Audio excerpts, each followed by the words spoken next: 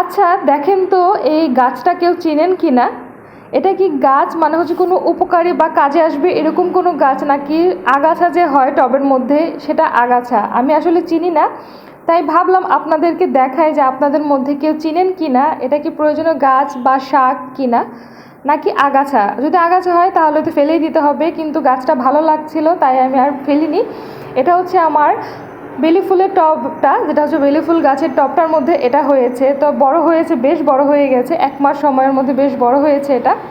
আর অন্যান্য অনেক কম বেশি টবের মধ্যেও হয়, সেগুলো আমি ফেলে দিয়েছি। 2টা টবের মধ্যে এখন আছে 2 রকম, আমি দেখাই পরবর্তীতে, আমি দেখাচ্ছি। এটা হচ্ছে একটা রকম। আর আরেকটা যেটা হয়েছে সেটা হচ্ছে আমার লেবু যে চারাটা লাগিয়েছিলাম এই যে ছোটো দইয়ের পাত্রে, এটার সাথে আরেকটা হয়েছে, এটা আবার অন্য। আমার মনে হচ্ছে এটা আগাছা, এটা প্রয়োজনীয় কোনো গাছ না, নাকি কোনো গাছ আমি জানি না, কারণ আমার হচ্ছে বীজ, বিভিন্ন বীজ হচ্ছে মাটির সাথে থেকে যায়, সেজন্য হচ্ছে অন্যান্য গাছ উঠতেও পারে। সেজন্য আমি ভাবলাম যে আপনাদের জিজ্ঞেস করি যে আপনাদের মধ্যে কেউ চিনেন কি না। এটার গাছটা কিন্তু মানে হচ্ছে পাতাটা আবার অন্য রকম।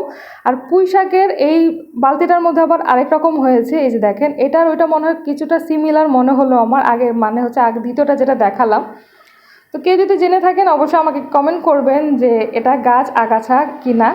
আর আরেকটা যেটা, এই গাছটা খুবই সুন্দর, এটা স্পাইডার প্ল্যান্টের হচ্ছে চারা, যেটা ওই ছোট চারা লাগিয়েছি সেটার পাশ দিয়ে এটা হয়েছে। তো গাছটা দেখতে আমার খুবই কিউট লেগেছে, একদম ছোট ছোট পাতা। তো আমার এটা ফেলতে ইচ্ছা করেনি, ওই স্পাইডার প্ল্যান্টের ওই টবটা থেকে তুলে আমি অন্য একটা পাত্রে লাগিয়েছি। বড় হলে দেখি এটা দেখতে আরও কতটা সুন্দর লাগবে।